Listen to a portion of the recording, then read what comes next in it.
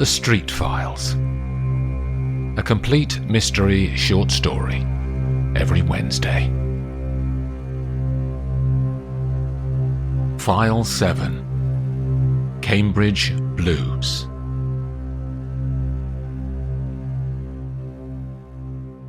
Olivia Street drives her red MG Midget up the slope from the underground parking beneath her flat near Tower Bridge, and she heads east along the south side of the Thames, before hooking around into the Rotherhithe Tunnel and under the water, then coming up in Limehouse.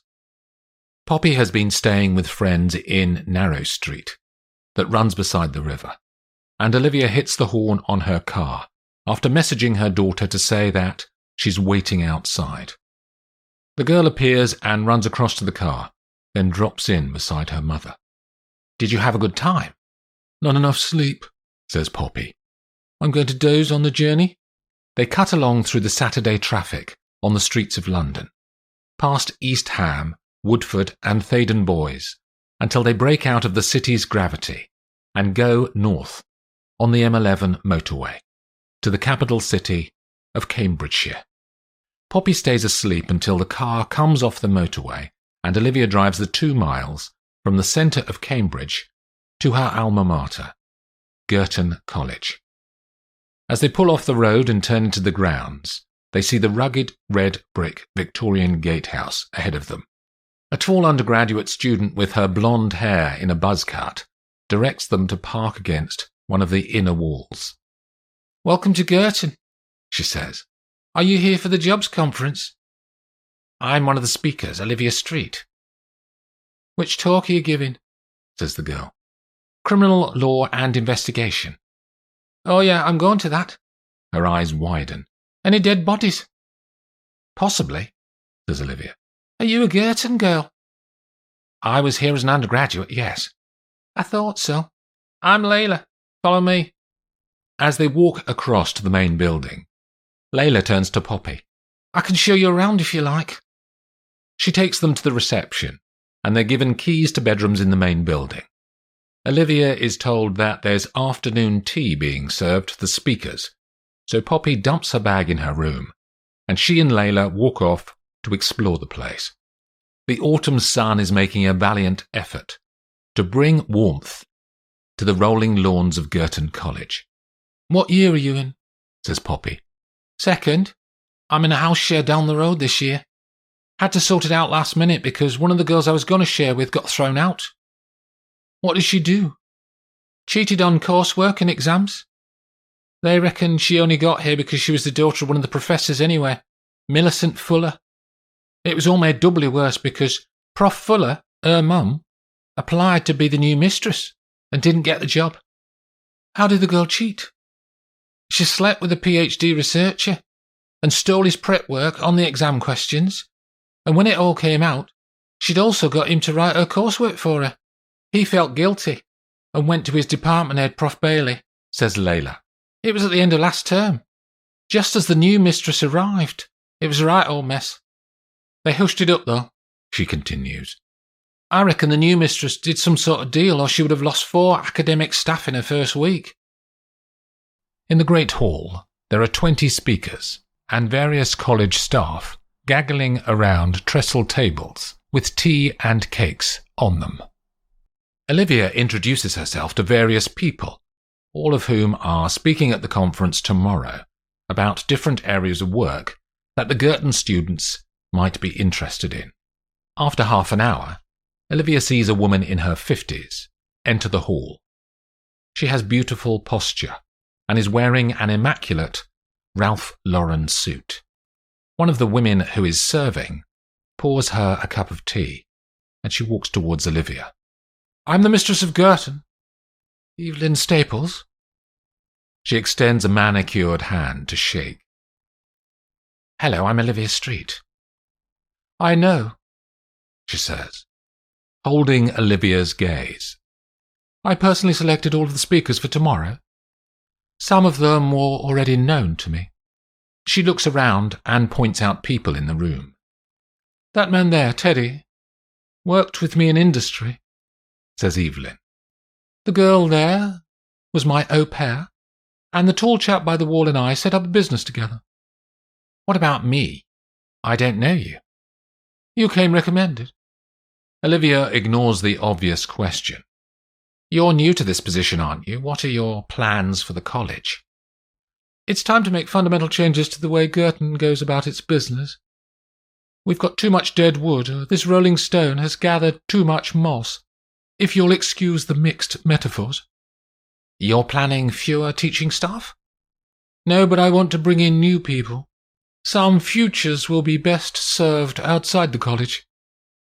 She's curt. The organisations who invest in Girton are looking for more modernity, innovation, a future-looking academic institution, not a place lost in its own history. What's your background? Says Olivia. I'm a geographer. I left academia to work in business in my 30s. Spent a decade in mining in South America. It taught me the benefits of properly funded initiatives. Olivia takes a mouthful of tea. I'm looking forward to hearing from your talk. How to find guilty people. Evelyn makes a brief smile, then turns away without further words. Olivia watches the woman as she hunts down her next victim in the room. And as she's watching, a hand taps on her shoulder.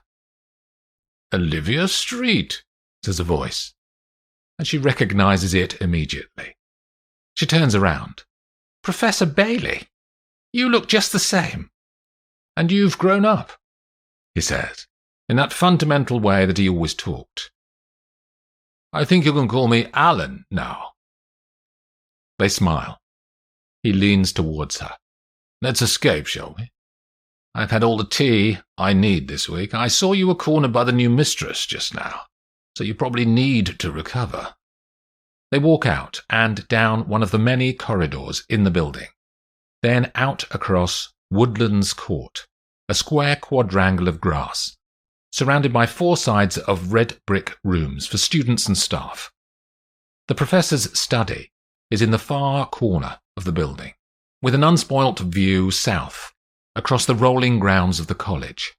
He has 2 built-in bench seats, either side of a large stained glass window, where he and Olivia had talked every week when he was her personal tutor here. He sits opposite her and sucks one arm of his glasses. You always used to do that with your glasses. She smiles. Are they the same ones? Yes, they are. They laugh. Tell me about you, Olivia.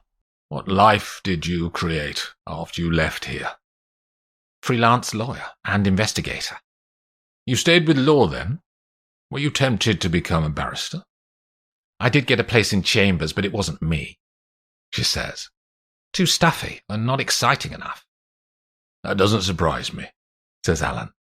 You're too much of a rebel for that. You never liked rules. What about you?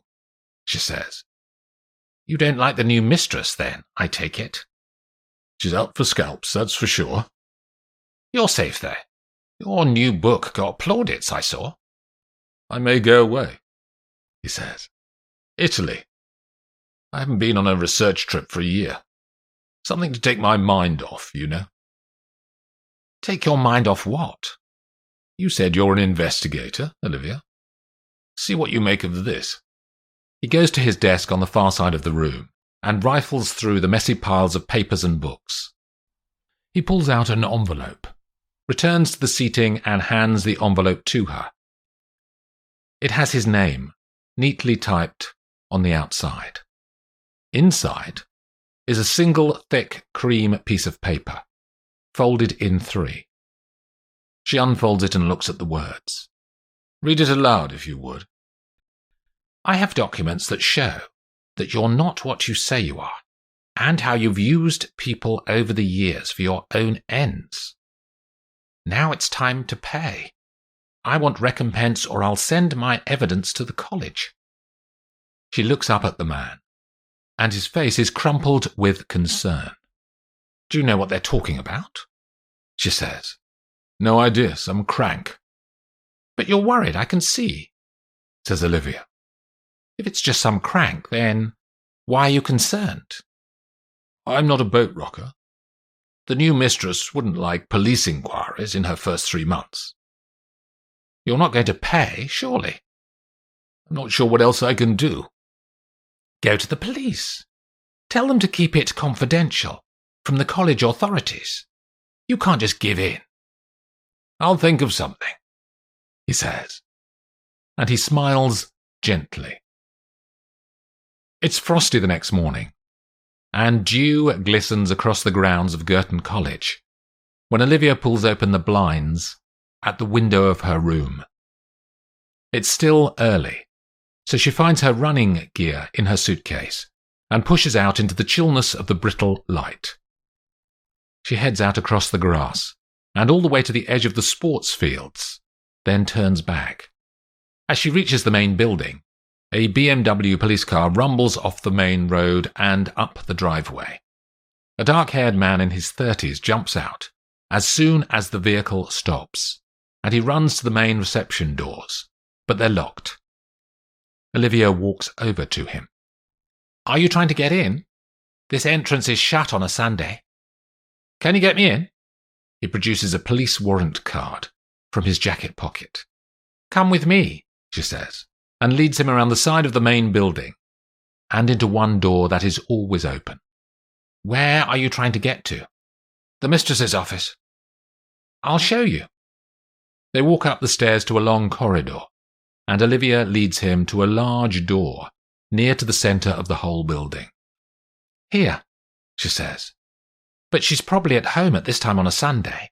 She lives in the master's lodge in the grounds. It's only 5 minutes away. I'd like to see inside if that's okay, he says.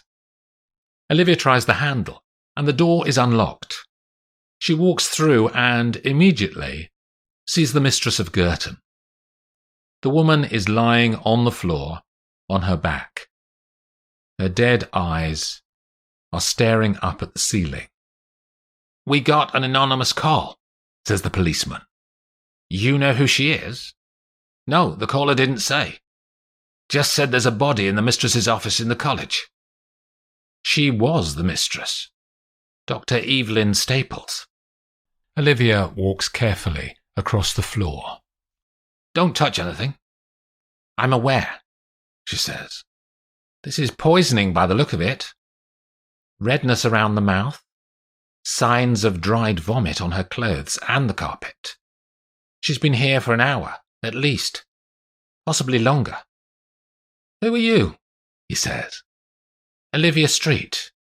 I'm an investigating lawyer, Inspector. I know about death. You are an inspector, are you?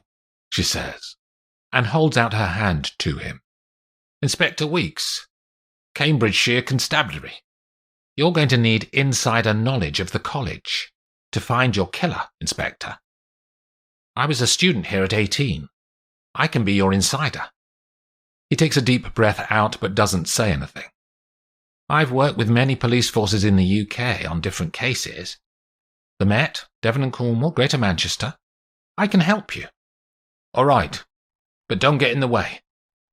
An hour later, the room and the corridor outside have been sealed off as a crime scene. 2 forensics officers are crouched near the body as they take hair and blood samples to isolate DNA. Inspector Weeks has had 2 police constables allocated to the case, and they've spent their time so far collecting background on Evelyn Staples and compiling a list of everyone who stayed in the college overnight. And Weeks' frustration builds as he realizes that includes all of the students, the academic and admin staff, and the guest speakers. Olivia goes back to her room to shower and change. Then she messages Poppy to tell her to meet in the Great Hall for breakfast. The teenager appears and serves herself with coffee, fruit and bread before sitting opposite her mother. Someone's been killed, apparently, says Poppy. Layla messaged me in the middle of the night. The mistress of the college. I said we'd help the police. Okay, says Poppy, eating strawberries. Can you talk to Layla and find out if she and her friends have heard anything in college? Anything odd? Things that could link to this death? I know something already, The mistress hushed up a scandal about a cheating student at the end of last term. The student got thrown out, but the staff who were involved all got off scot-free. We also know, says Olivia, that even though the mistress was new, she had already made plans to remove some members of the teaching staff. How do you know that? She told me. We spoke at the afternoon tea session yesterday. She was there. She was very single-minded, very hard, says Olivia. OK, I'll go and be your bloodhound, Mum. She winks at her mother, shoves the rest of the food into her mouth, and knocks back her coffee before hurrying away to find Layla. Inspector Weeks has requisitioned an office on the opposite side of the corridor to the crime scene to be his interview room. When Olivia arrives in the corridor, one of the 3 people whom Evelyn pointed out to her at the afternoon tea session yesterday is waiting on a chair in a row of chairs, lined up against the wall. Teddy, isn't it? She says. He smiles nervously with a faint nod.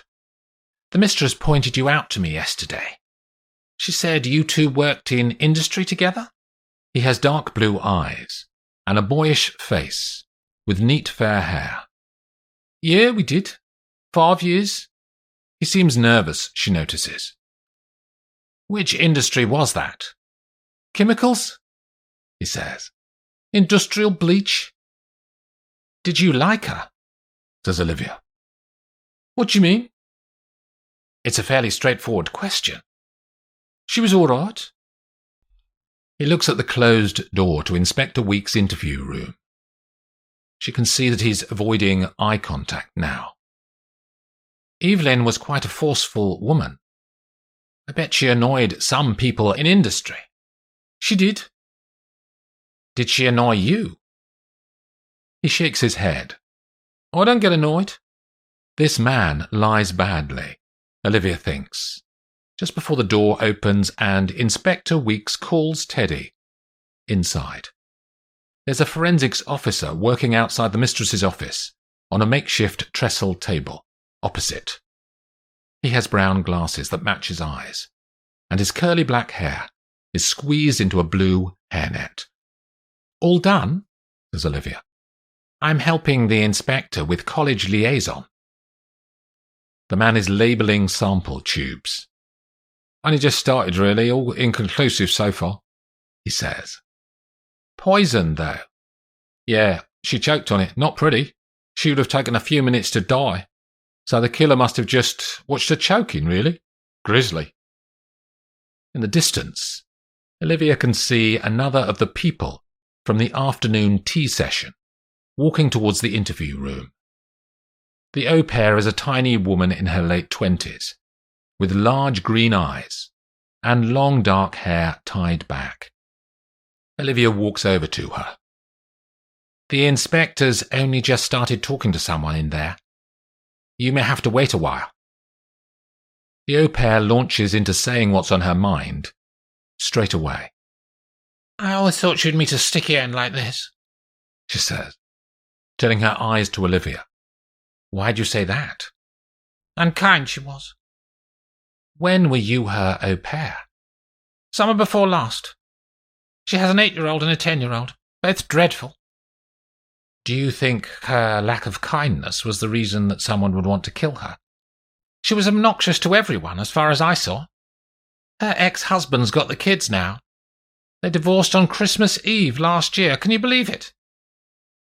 What does her husband do for a living? A research chemist. Specialises in poisons. The door opens and Inspector Weeks leads Teddy back out into the corridor, and the man slopes away. Gwen Mead, calls Weeks, and the au pair raises her hand, like she used to do at school. In the grounds it has started to drizzle, and Layla and Poppy take cover and sit on white wooden chairs at the front of the deserted Girton Cricket Pavilion. Tell me more about this girl who got thrown out, says Poppy. You said she was your friend, and you were going to house share with her this year? Sarah was a good student. She could have got the grades without cheating. Why did she cheat then? I think she was encouraged by one of the profs. There's one particularly who has loads of rumours about him. Who's that? Prof Bailey, in English. What did he get up to? Says Poppy. Layla pushes out her bottom lip. Sarah never said before they chucked her out. But she had something on them. That's why they got rid of her. The system screwed her over. The elites never get sent to prison, do they? A triangle of birds flies above their heads as Poppy's phone buzzes in her jeans. She looks at the screen. It's my mum. Let me just message her. As Olivia stands in the top corridor, the reply comes back from her daughter, and she reads the words. Olivia can feel her heart sink when she reads about Professor Bailey. Even though this may only be gossip, it adds fuel to a fire that has been burning since Olivia spoke to him yesterday in his study. She decides that she needs to ask him more about what has been going on, if only to eliminate him from her investigation. When she gets to his room, she knocks and hears the muffled call, just like he always used to, asking her to come in. As soon as she opens the door, he says, "A tragedy, Olivia." She sits in the chair by his desk. "This letter you showed me, Alan, yesterday. Could it be connected to a student who was caught cheating last year?" "I'd heard about that, of course, but I can't think that she'd send a threatening note. I know the girl. She was boisterous and ambitious. She's probably in the City of London getting a job with responsibility right now, never looking back at her time at Cambridge. She was like that, one of those people who keep moving on, like her mother, Millicent. She works here. She's a good friend of mine." "Is Millicent in your department?" "No, mathematics." "Do you know if she's in college today?" "Yes, I spoke to her earlier," he says. Olivia stands up. "Then I'll go and find her." "Why?" says Bailey. "You said it yourself. I'm an investigator. I told the police I'd help them. Millicent has nothing to do with the death of the mistress. Her daughter cheating has been forgotten. We've all tried to move on. I can't think that digging the past up is going to help. Something else you said. And you were right. I don't like following the rules." She walks back across Woodlands Court to reach the rest of the main building. Bailey's answers seem opaque to her. She doesn't want to equate that with him, because he helped her so much when she was younger. But opaqueness only happens when people are trying to cover something up. Olivia knows where the mathematics department is and climbs the staircase to emerge on the next floor up. After turning 2 corners, she passes a sign on the wall welcoming students to the department.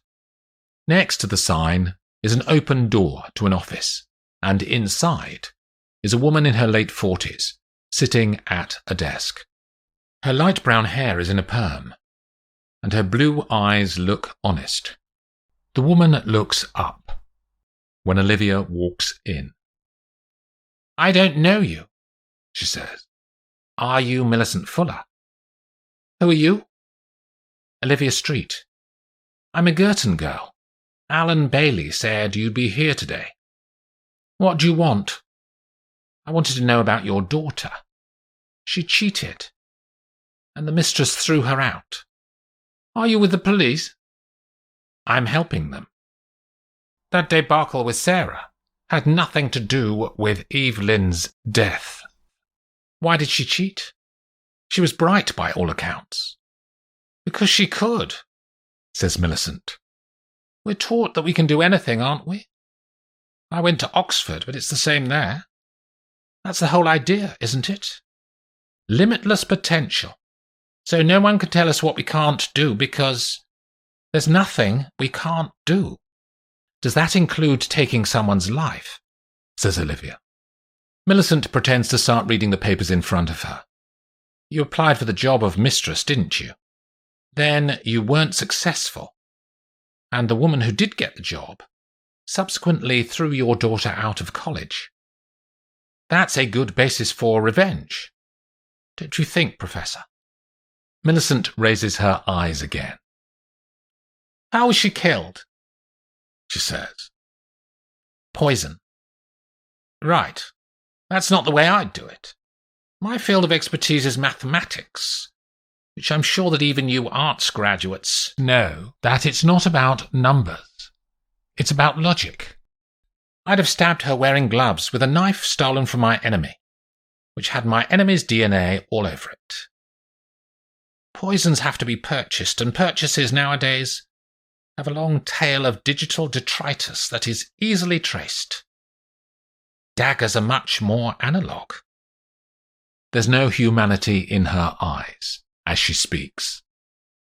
You don't seem upset that the head of college has been killed. It's irrelevant to me, says Millicent. I know more about maths than she did. My job is maths. Ergo, she added no value. Will you apply again to be mistress? No. Olivia needs to turn this conversation to her advantage. Who do you think killed her? Says Olivia. People only kill if the victim is significant to them. Millicent stops and looks out of a large window next to her desk. I don't know. That needs knowledge of people. I just do logic. It wasn't me, that's all I know. Just as well my arts education gave me the ability to understand both people and logic. Don't you think, Professor? Olivia returns to the police cordon around the crime scene, and Inspector Weeks is pacing up and down. Do you smoke? He says, and she shakes her head. Come outside anyway. We can talk. They walk down to the ground floor and out of the main doors that have been especially opened on a Sunday, given the circumstances. He pulls out a packet of low-tar cigarettes and lights one. I don't know why I smoke these. Just killing me more slowly. How's the investigation going? She says. It's not. He takes a drag. No one saw anything, and she wasn't important enough or hated enough for anyone to kill her. She was very important to someone, enough to pour bleach down her throat and watch her die. How'd you know that? He narrows his eyes. Your forensics team told me. They never told me, he says. You should talk to them more then. The inspector takes another drag on his cigarette, and the smoke curls away on the air. There's a coffee shop out on the main road, back towards Cambridge, and when Poppy and Layla walk in, Layla immediately leans across and whispers to her. That's Prof. Bailey, the corrupt one. He looks harmless, says Poppy. The awkward geek's always the killer in movies, says Layla. Come on, I'm going to get a confession. She beckons Poppy and they stand in the queue behind Alan Bailey. Hey, Prof. He turns around. Hello, Layla. Will I get your essay by Tuesday? She ignores the question. What do you think of all this mistress business? He looks downward.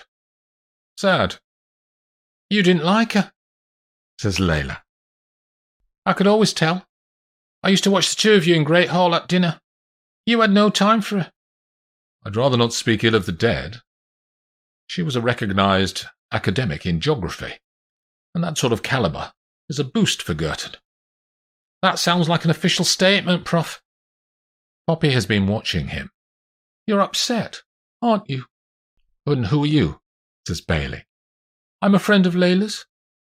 I can see it in your eyes that she meant something to you. You're mistaken, young lady. The barista calls his name, and he walks to the collection point, then hurries out of the shop. Inspector Weeks' phone buzzes in his pocket. He pulls it out and looks at the screen. Talk of the devil, says the inspector. Forensics have finished. Let's see what they've got. The two forensics officers are standing at the entrance to the crime scene when the inspector and Olivia arrive. They all put on plastic shoe covers, and the four of them move into the room. Evelyn Elizabeth Staples, begins David Carter, the lead forensics officer. The pathologist has confirmed that cause of death was poisoning using bleach. There are no signs of a struggle, no defense wounds, and the body lay where it fell. It hadn't been moved. Was there DNA around the body? Says Olivia. Plenty, he says. We've swabbed all her personal staff, and anyone who was in the office over the last 24 hours. We've isolated most of them, but we may find some more over the next day or two. Weeks sighs. This isn't helping me much, David. We can't magic something out of nowhere, Inspector. Olivia looks at the array of sample bags that have been set out on the trestle table that's now inside the room. She feels her heart miss a beat when her eyes look at one particular bag. Where did you find this? She points at the bag, and Carter steps up to have a look. Lodged in her throat, he says. We'll do a sourcing analysis back in the lab. I know what it is, she says. Inspector, would you come with me and bring this sample back? She leads him out. They discard their shoe covers and walk downstairs to Great Hall. After crossing Woodlands Court, she stops outside a door in the far corner of the college. She knocks. Come in. Her eyes are watery. She opens the door. Alan, do you have your glasses with you? Somewhere. Why? Something I just want to check, she says. If you would. The professor rummages through his desk and eventually lifts the spectacles in the air in triumph. She takes them and, holding them up for the inspector to see, she flicks out the two arms. One arm has an unchewed, clean piece of plastic protecting the end, and the other arm has nothing.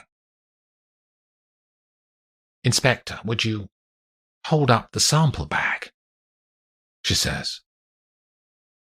Weeks raises his hand, and inside the bag is the chewed end of black plastic that matches the other piece of black plastic that's still on the glasses.